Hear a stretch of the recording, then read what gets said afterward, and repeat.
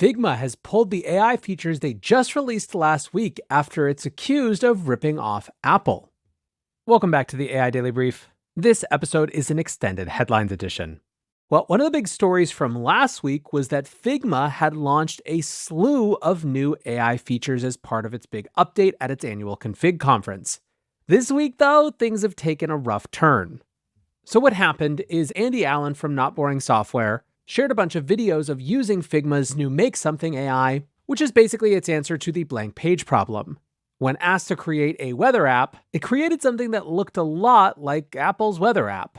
Andy says Figma AI looks rather heavily trained on existing apps. This is a weather app using the new Make Designs feature, and the results are basically Apple's weather app. Tried 3 times, same results. So for those of you who are looking at the screen right now, over here on the left, we have Apple's existing weather app, and these 3 from Figma, which were all generations with the AI tools. This was a big enough deal that Dylan Field from Figma took to Twitter to defend the company. He wrote, as we shared at Config last week, as well as on our blog, our website, and many other touch points, the Make Design feature is not trained on Figma content, community files, or app designs. In other words, the accusations around data training in this tweet are false. How does Make Design work? As we've explained publicly, the feature uses off-the-shelf LLMs combined with design systems we commission to be used by these models. The problem with this approach, which I outlined in my keynote last week, is that variability is too low.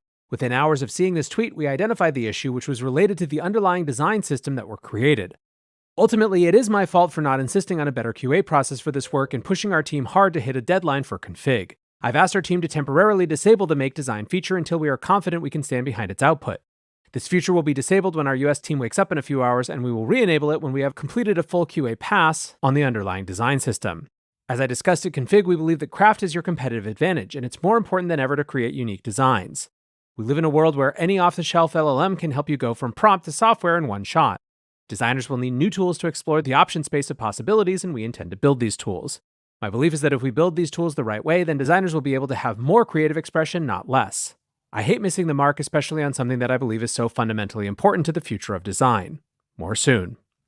So the thing that lots of people have noted here is that there is a new sort of deniability when it comes to AI training. The Verge, for example, wrote in an interview Tuesday with Figma CTO Chris Rasmussen, I asked him point blank if Make Designs was trained on Apple's app designs. His response, he couldn't say for sure. Figma was not responsible for training the AI models it used at all. Basically, the blame is being passed to the OpenAIs of the world. According to Rasmussen, for example, the key AI models that power Make Designs are OpenAI's GPT-4o and Amazon's Titan image generator G1. OpenAI and Amazon have not responded to a request for comment. Given how big Figma is in the design world, this could have a pretty significant impact on how designers think about putting into practice these AI tools. We'll see how it evolves from here, but for now, not great.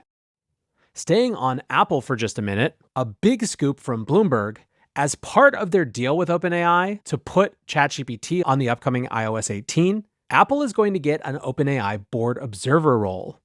According to Bloomberg's Mark Gurman's sources, Phil Schiller, who's the head of Apple's App Store and its former CMO, is the person who will be joining OpenAI in that board observer role. Of course, the incredibly notable thing here is that Microsoft, who has invested $13 billion into OpenAI, also has a board observer role. And so as Bloomberg puts it, the board observer role will put Apple on par with Microsoft. Gurman goes on, having Microsoft and Apple sit in on board meetings could create complications for the tech giants, which have been rivals and partners over the decades. Some OpenAI board meetings will likely discuss future AI initiatives between OpenAI and Microsoft, deliberations that the latter company may want Schiller excluded from. However, as Gurman points out, board observers do often oblige and exit meetings during discussions that are seen as sensitive. A lot of the commentary is represented in this tweet from MG Siegler. Microsoft costs for an OpenAI board observer role around $15 billion.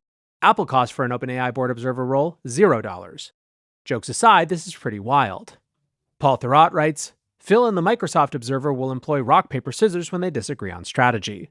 Now, obviously there are ways to solve the conflicts here, and Microsoft's deal is much bigger than their relationship with OpenAI's board. Remember, they didn't have a role on the board at all until the whole thing with Sam Altman happened last November.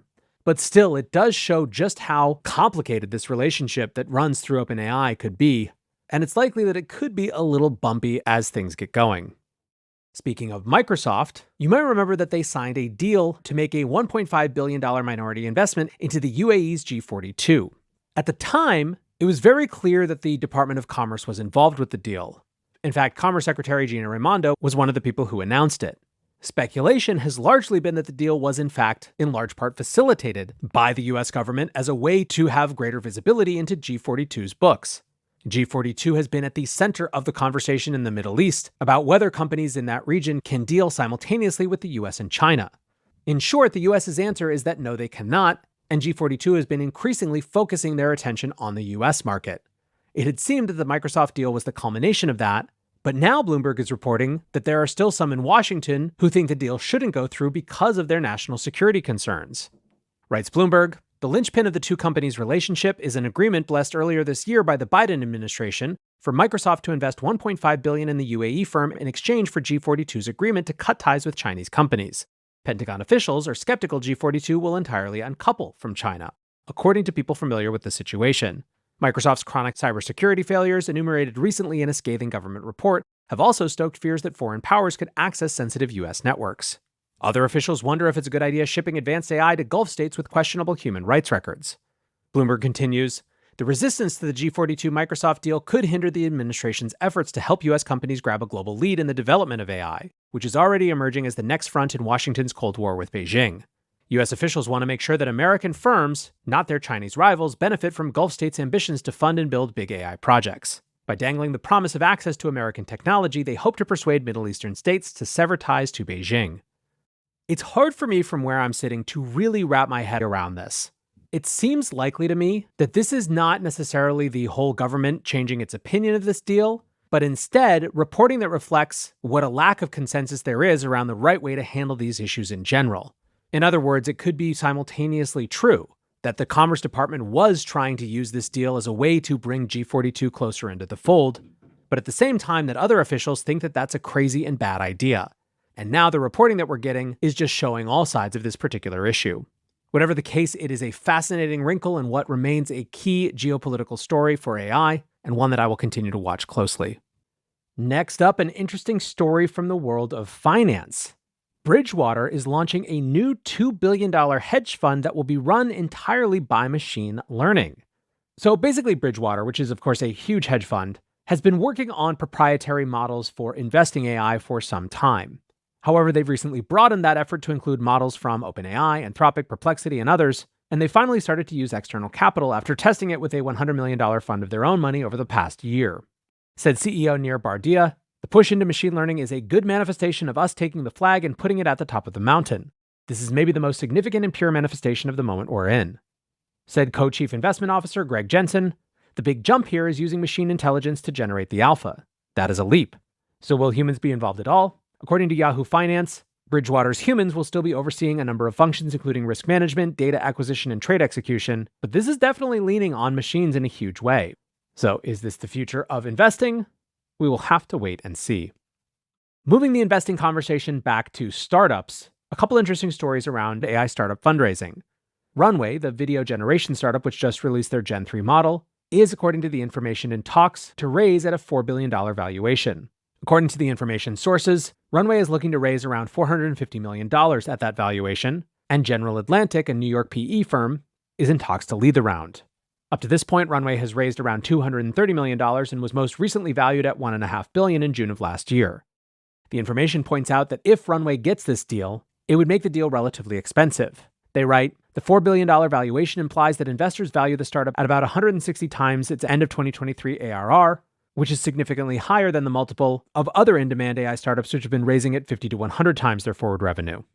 From a completely biased perspective, I love Runway and what they're building, so I hope they get all the money that they need. Now, another deal, which is perhaps even more interesting in terms of what it says about the state of the industry, is a new round for Harvey. To get a sense of the tone of this reporting, the information writes Harvey nears new, smaller deal with GV after its acquisition plans collapse. Basically, Harvey is an AI legal company that had been looking to raise $600 million at a valuation of at least $2 billion. As part of that deal, they were hoping to acquire VLEX, which is a 25-year-old legal research firm, but the information writes the acquisition fell apart and the funding round shrank. So now it appears that Harvey is going to raise around $100 million, obviously a far cry from that $600 million, at a valuation of around $1.5 billion. The information writes, one investor who spoke with Harvey executives was concerned that the acquisition of VLEX wouldn't ensure Harvey would catch up to one of its main competitors, and would have spent a lot of money to boot. That rival Casetext now has easy access to enormous amounts of legal data thanks to its acquisition last June by Thomson Reuters. The information also reports that investors in this round were able to win some special protections that haven't been as common recently in AI fundraising. Whenever we get these types of stories, the question is there something going on in terms of trends in AI fundraising, or is this all specific to the particulars, in this case, the company Harvey and the legal AI space more generally? I don't know the answer to that, but I do know that the information is also reporting that Character AI, as popular as it is thinking about doing deals with its arch competitors in Google and Meta. Once again, the information writes, a year ago, Character AI had the wind at its back. Founded by two AI pioneers from Google, the startup had launched AI chatbots that offered what its far larger rivals hadn't yet provided, something fun. Millions of people had signed up for its website and apps, intrigued by the chance to text with facsimiles of anime characters, TV personalities, and historical figures in hyper-realistic roleplay. Executives discussed raising additional funding 4 months after Andreessen Horowitz and others had sunk $150 million into the startup at a $1 billion valuation. That head start has since receded. In its place are signs Character, founded in November 2021, could follow other AI startups into the arms of a larger tech company. So the point of this article is, one, that competition has increased significantly. On this show, we've talked about before the fact that Meta has recently started testing chatbots made by creators, and that Google has also been recently developing a Character AI-style product. Because of this, reports are that Character has held exploratory talks over, quote, possible research partnerships. These include potential collaborations with Google and Elon Musk's xAI. Of course, what these quote-unquote research projects actually mean is a little more questionable in a world where the deals that we've been seeing recently are things like Microsoft's non-acquisition acquisition of Inflection and Amazon's more recent non-acquisition acquisition of Adept.